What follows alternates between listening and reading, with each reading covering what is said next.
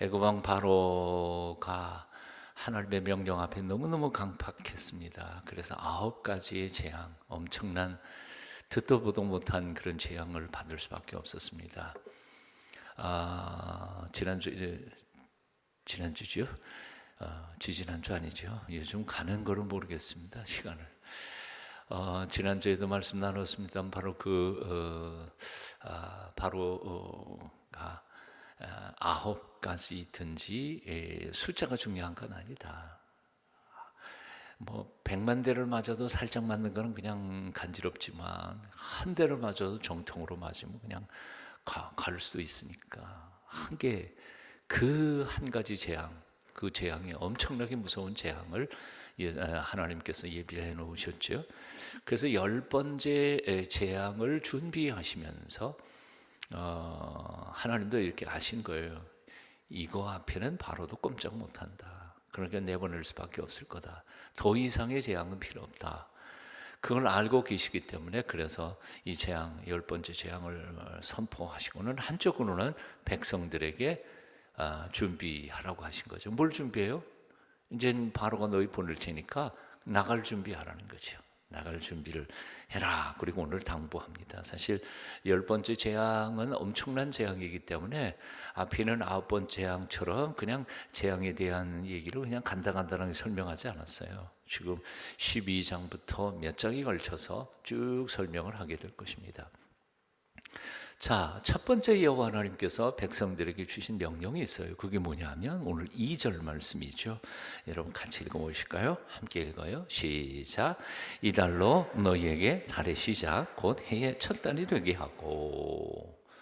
이 달로 새해를 맞이하는 첫 달이 한 해의 첫 달이 되게 하라 하는 명령입니다. 이 달이 언제일까? 양력으로 우리가 양력, 음력, 뭐 바벨론 달력, 유대력, 그 달력들이 참 많지만 우리가 지금 알고 있는 익숙한 양력으로 말하면 3월과 4월이죠. 이게 고난주간 6월절하고 겹친 거 아니에요? 그러니까 그때를 이제 유대력에서는 뭐 니산월이라고도 하고 또 뭐라 그래요? 니산월도 있고 아빕월이라고 하는 두 달에 대한 이름이죠. 이건 한 해의 첫 달이 될 수는 없었어요. 바벨론 달력으로도 그렇고 유대 달력은 이제 나중에 절기가 생기면서 나오지만 여하튼 3월과 4월 음력으로 말해도 새해의 첫 달이라고 말할 수는 없는 애매한 달인 거죠.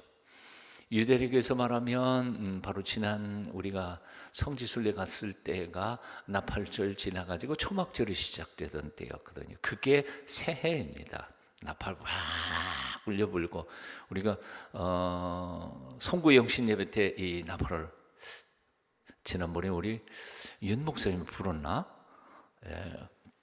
근데 지난번에 가보니까 잘 부는 사람 굉장히 잘 부르더라고요. 저 연습을 조금 더 많이 해야 돼요. 우리 윤 목사님이 나팔을 울려 불고 새해가 시작되었음을 선포한 게 그 나팔절이고요. 그러면서 초막절이 시작돼서 새해가 되는 거죠. 그러니까 우리로 말하면 아마 한 10월 혹은 9월 이쯤이 새해 첫인 거죠. 그런데 이제 3월, 4월 아비벌이나 니산월 중에 새해 첫 달이라고 삼아라 하고 명령하신 것은 조금은 이상한 명령인 거죠.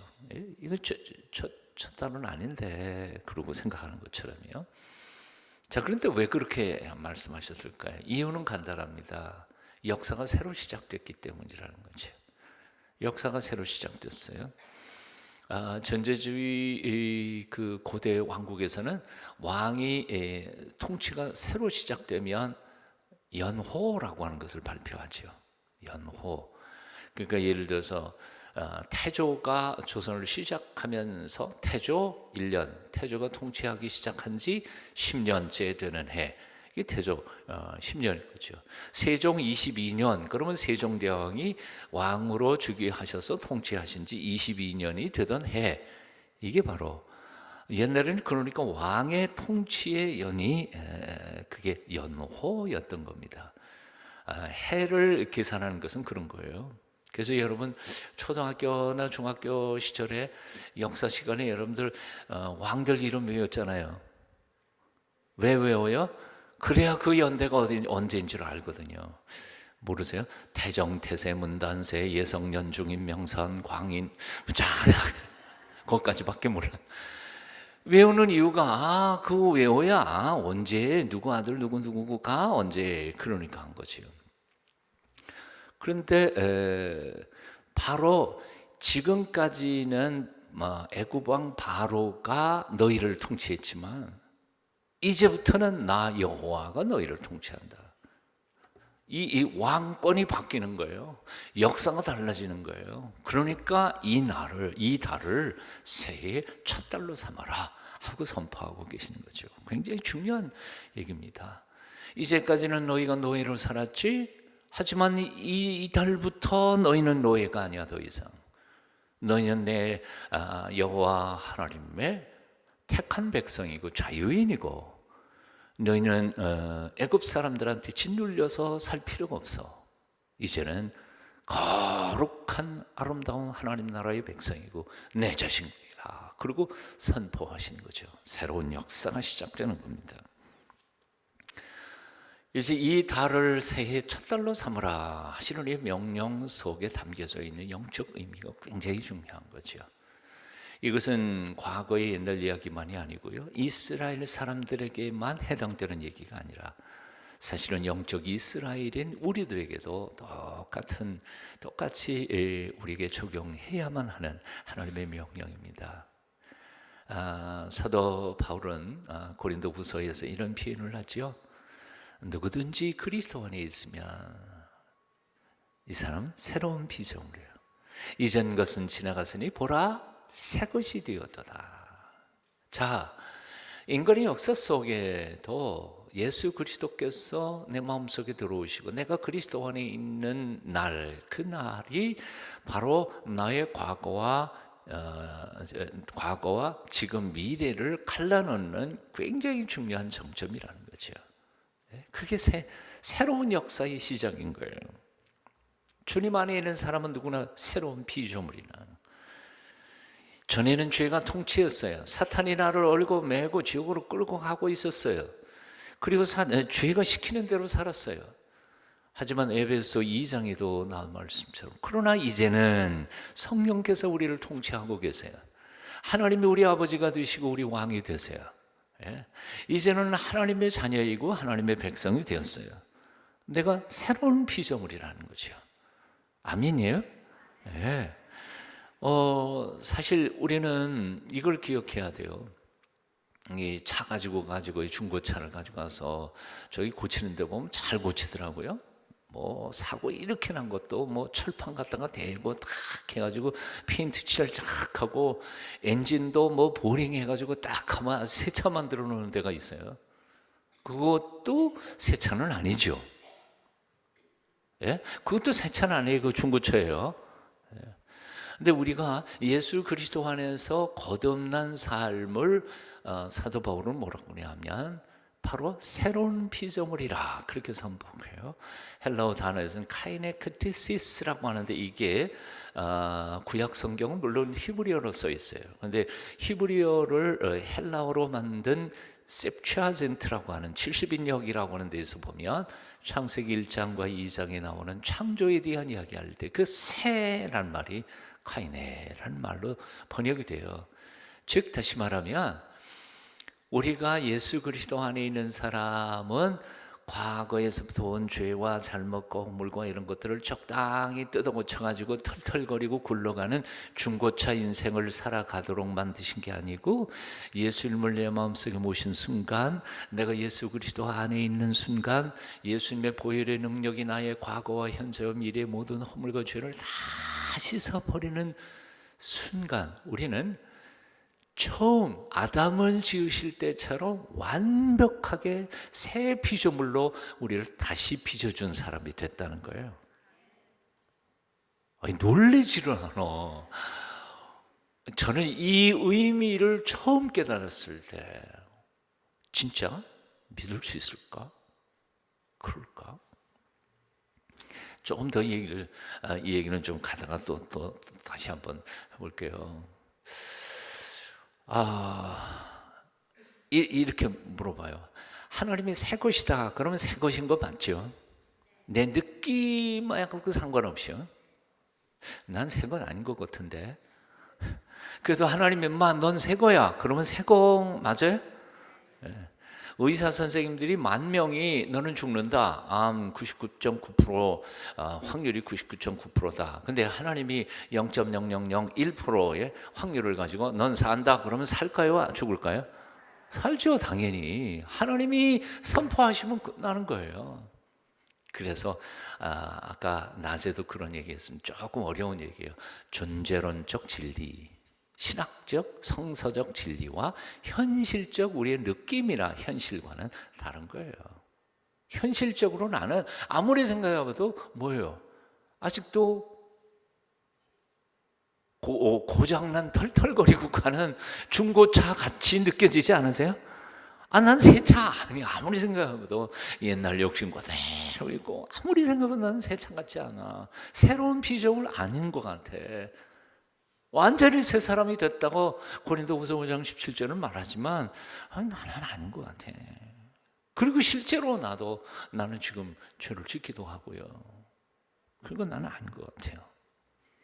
근데 하나님은 그렇다고 말씀하시는 거예요. 그리고 성경은 또 그렇다고 선언하고 있는 거고요. 그러니까 여기서 우리가 결단해야 돼요. 성경을 믿을 것인가 아니면 내 느낌을 믿을 것인가 아니면 상식을 신뢰할 것인가 아니면 신학적, 성경적, 존재론적 하나님이 선포하신 그 진리를 신뢰하고 아멘 하고 받아들일 것인가. 마음대로 하세요. 선택하세요. 예수님께서 이 땅에 오신 해를 역사적 기점으로 삼아서 우리는 BC와 AD라고 표현하죠. BC는 Before Christ, 그리스도 이전의 시간. 그래서 이사야가 한 BC 500년 전, 600년 전의 사람이라 그런다면 예수님이 오시기 전 500년 전이란 얘기예요. 출애굽 사건이 BC 13세기에 일어났다, 혹은 15세기에 일어났다. 구약 학자들에 따라서 이론들이 달라집니다만 대개는 지금 한 13세기라고 그럽니다. BC 1200년대에서 1300년대 사이인데요. 그러면 그건 예수님이 오시기 전 1200년 전, 1300년 전의 얘기를 하는 거죠. 그런데 예수님이 오신 이후의 시간은 뭐예요? AD 2017년, 올해 2017년에는 뭐예요? 예수님이 오신 지 2017년이 되는 해라는 뜻이에요. AD라는 말은 아노 도미니, 도미누스 도미니 그러면 저 끝에가 이제 소유격 어미가 붙어가지고 of the Lord, 그 주님의라는 뜻이에요. 주님의. 아노는 the year, 해라는 뜻이에요. 아노 도미니란 말은 주님의 해 안에 있은 지 2017년이 되는 해다. 그게 AD 2017년. 요즘엔 기독교 용어가 나온다 그래가지고 요즘은 2017년 안에 AD를 안 붙이죠. 요즘은 종교적으로 미국에서도 그런 사람들 많습니다. 다 평등하게 해야 된다. 그래서 일부러 학자들은 그걸 안 붙이지만 얼마 전까지만 해도 AD 다 붙였어요. 예수님이 오신 지 2017년 되는 해요.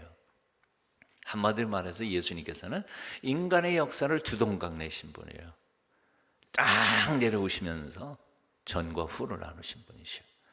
그런데 예수님께서는 인간의 역사와 시간만 두동강 내신 분이 아니라 민족도 두동강씩 내셨어요. 예수 그리스도의 복음이 들어가는 민족마다 전과 후가 달라졌어요. 독일도 마찬가지고요. 영국도 마찬가지고요. 독일은 게르만 민족이었었잖아요. 군혼하는 미개 민족이었어요. 근데 거기 예수 그리스도의 복음이 들어가니까 그 미개 민족이 군혼이라는 걸 알아요? 남자 군, 여자 군 해갖고 딱 해갖고 그냥 개 돼지마처럼 그렇게 결혼하는 군혼하던 게르만 민족, 미개 민족이었어요. 근데 지금은 지금 지구상에서 독일과 오스트리아도 독일의 영향권 안에 있는 거 아니에요? 다 독일어 쓰는데요. 독일어 쓰고 있는 그 데가 얼마나 문화적인 본고장들이 되어 있습니까? 음악도 그렇고 철학도 그렇고 신학도 그렇고 마찬가지죠. 영국은 물론 저 뒤에 뭐 덴마크나 노르웨이나 스웨덴이나 이런 쪽에 있었던 그 해양 민족들 대개 바이킹 민족이었죠. 바이킹 미개 민족이었잖아요. 근데 그들에게 복음이 들어가니까 완전히 사람이 달라져서, 물론 그렇다고 해서 뭐 독일은 문제 없고 영국에 문제 없다 그런 얘기 아닙니다. 그래도 비교적 이성적이고 남들을 생각해 보려고 애를 쓰고 합리적으로 생각하려고 하는 기독교적인 정신의 바탕 위에서 국가가 굴러간단 말이에요. 그래서 젠틀맨, 신사의 나라 영국이지요. 어떻게 해요? 복음이 들어가서 바뀌어버린 거예요. 민족도 둘로 가를 뿐만 아니라 예수 그리스도의 복음이 들어가면 사람의 생애도 바뀌어요.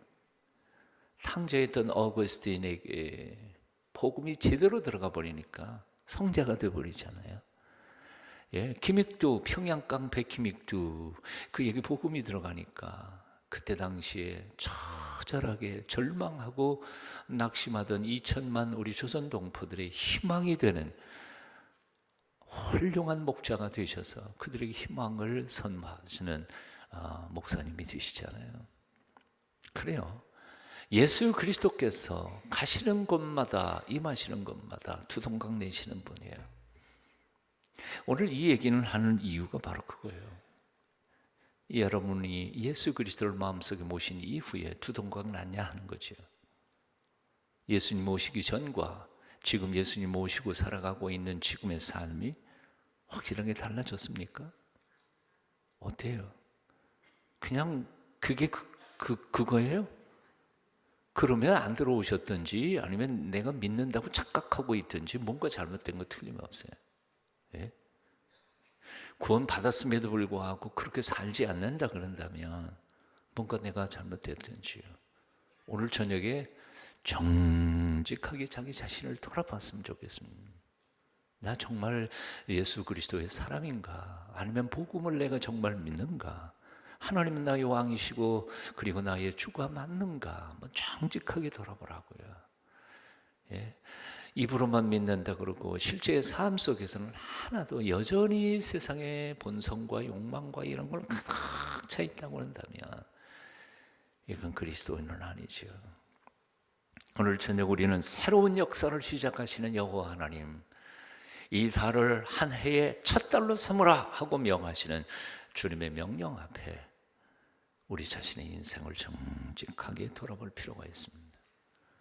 6월절, 그때는요 새로운 역사가 시작되는 데고요, 새로운 민족이 탄생되는 데고요, 새로운 국가가 세워지고 새로운 왕이 즉위하시는 데가 됐던 거예요. 나의 생에 새로운 왕이 나의 삶을 통치하고 계시는가 정직하게 돌아봐야 할 것입니다.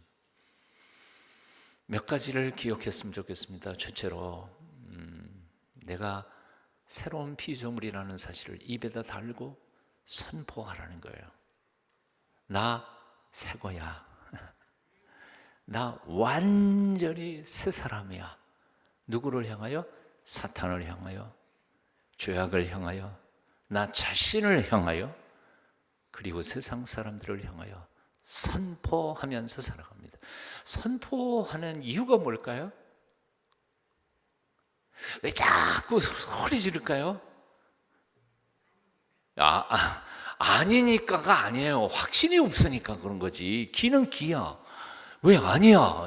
하나님이 그렇다 그러면 그런 거잖아. 참 잘 들어요.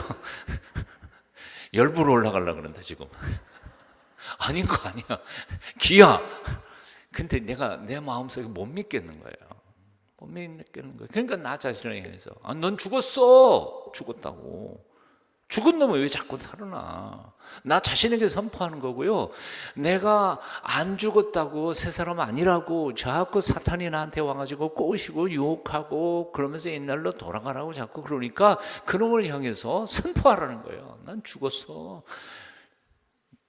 선포하라는 거예요. 로마서 6장에 보면 사도 바울은 세리에 대하여 설명하지요. 세리를 참 재미있게 설명을 합니다. 세리는 원래 침례였으니까요. 물속에 뽕 들어갔다 뽕 나오는 거죠. 예수님께서 십자가 못 박혀 죽으시고 3일 동안 땅속에 묻히셨다가 부활하셔서 다시 나온 것을 내 몸으로 재현하는 사건이 사실은 침례예요. 그러니까 물속에 들어가면서 뭐라고 고백해요? 나는 예수님하고 죽었습니다. 죽은 거예요. 그 물속에서 나오면서 나의 옛사람은 주님과 함께 수장돼 버렸고요. 이제 내가 사는 것은 내가 사는 게 아니라 주님께서 나를 변화시키신 완전히 새로운 피조물로 주님과 함께 더불어 사는 것입니다 라고 고백하는 행위가 바로 세례라는 것이죠. 네? 이것을 사도 바울은 갈라디아서 2장 20절에서 분명하게 얘기했잖아요. 예? 그런즉 뭐예요?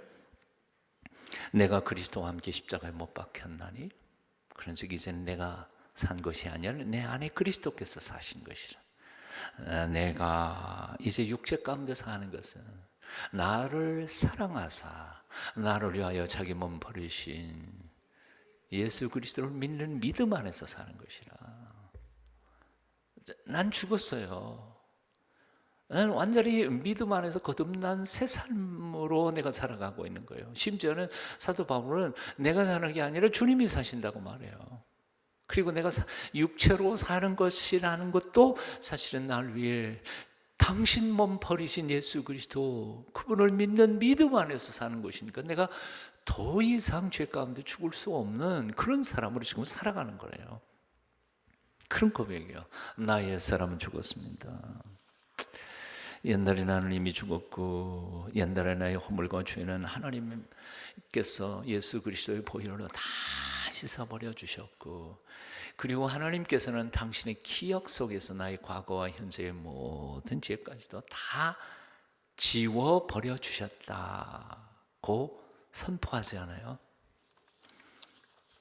자, 낮에도 질문하는데 대답 잘 못하시겠는 것 같은데 자, 내가 과거의 죄를 지은 것을 하나님이 기억하실까요? 못하실까요? 기억 못하실까? 안 하시는 거 아니 분명히 내가 기억해서 지워버리겠다고 하나님이 약속하셨잖아요. 그럼 지워버리겠다 그러놓고 안 지우신 거네? 우리 마누라처럼? 부부싸움 할 때 보니까요 남자들은 다 잊어먹었어 옛날 거. 근데 부인들은 다 기억해. 그래가지고 옛날 거 끄집어내가지고 그런 일도 있었던가. 참 잘못했다. 용서해 준다 그러고 다 기억해놔요. 그게 진짜 용서해 주는 건가? 아니라고요. 근데 하나님은 진짜 용서하신다니까요. 그리고 내 기억에서 지워버렸다. 통에서 서여몬 것처럼 다음은 저하고 너하고 멀리하겠다. 등 뒤로 버렸다. 그러신데 하나님이 거짓말 하실 분이 아니잖아요. 그러니까 하나님이 지워버리셨다 그랬으면 지워버리신 거죠. 그럼 하나님이 나 보실 때 어떻게 해요?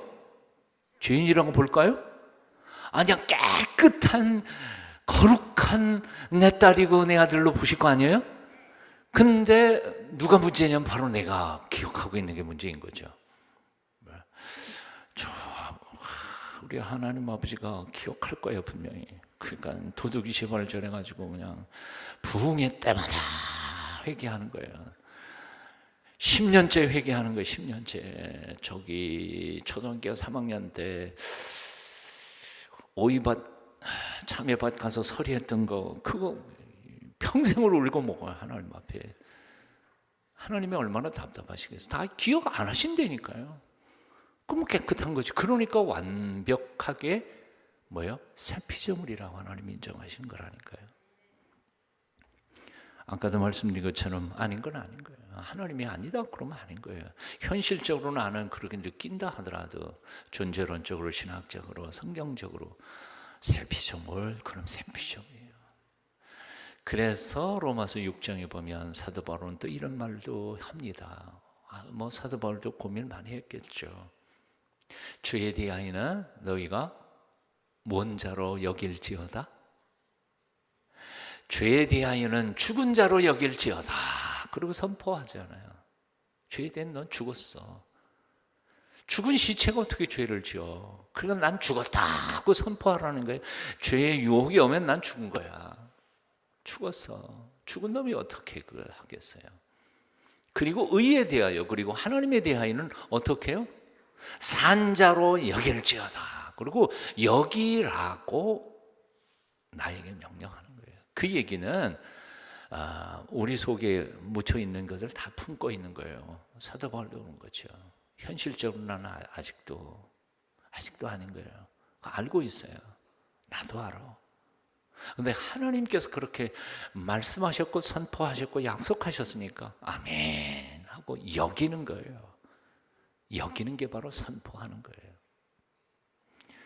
김유신 장군이 평소에 젊었을 때 잘 가던 기생집이 있었다면서요.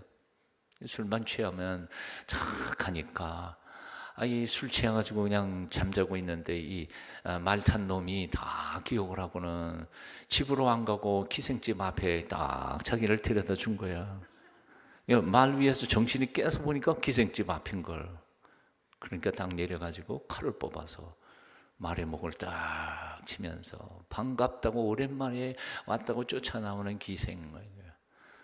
옛날에 김유신 죽었다고 그러고 걸어갔다고 그러잖아요. 그런 결단이 우리에게도 필요한 것 아니에요. 난 죽었어요. 이젠 옛날 사람 아니에요. 예수 그리스도 안에 주님과 함께 십자가 못 박혀 죽었습니다. 오늘 이 저녁 아직도 죽지 못하신 분이 있다면 주님과 함께 죽으시기를 축원합니다. 오늘 본문에 보면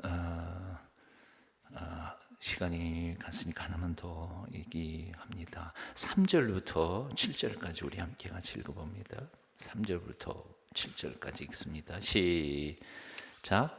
너희는 이스라엘 온 회중에게 말하여 이르라. 이달 열흘에 너희 각자가 어린 양을 잡을지니 각 가족대로 그 식구를 위하여 어린 양을 취하되 그 어린 양에 대하여 식구가 너무 적으면 그 집의 이웃과 함께 사람 수를 따라서 하나를 잡고 각 사람이 먹을 수 있는 분량에 따라서 너희 어린 양을 계산할 것이며 너희 어린 양은 흠없고 1년 된 수컷으로 하되 양이나 염소 중에서 취하고 이달 40날까지 간직하였다가 해질 때에 이스라엘 회중이 그 장을 잡고 그 피를 양을 잡을 집 좌우 문설 주 안방에 바르고 그리고 쭉 읽어가면 되죠. 한마디로 말해서 하나님께서 10번째 마지막 최고의 가장 무서운 재앙은 맏아들이나 맏짐승 중에서 맏새끼들을 다 죽이는 맏이라고 하는 것은 굉장히 상징적인 의미를 가지고 있죠. 그 집을 대를 이어가는 것뿐만 아니라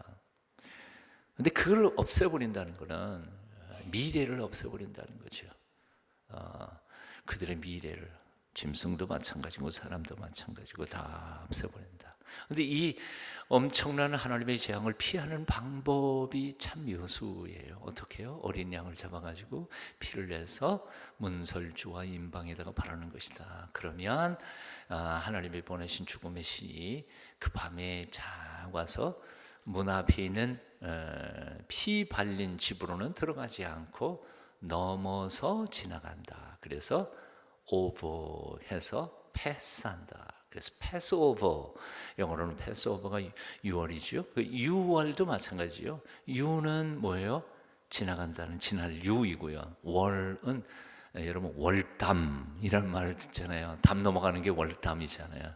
유월절. 그래서 패스오버 혹은 6월절이에요. 그 패스오버 하는 6월 하는 이유는 딱 하나밖에 없어요. 어린 양의 피가 발려진 집은 그냥 넘어가는 거죠.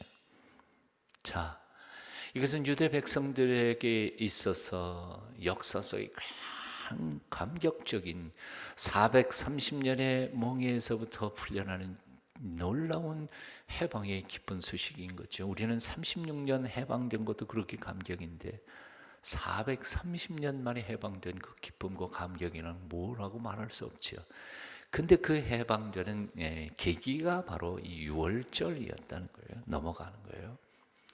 이것은 단순한 이스라엘의 역사, 과거사가 아니라 바로 2000년 전에 예수 그리스도께서 우리를 위하여 행하신 그 사건의 상징적인 예시였던 거죠. 자, 예수님이 요단강으로 나오신 것을 보면서 사도 요한이 뭐라고 소리를 질러요?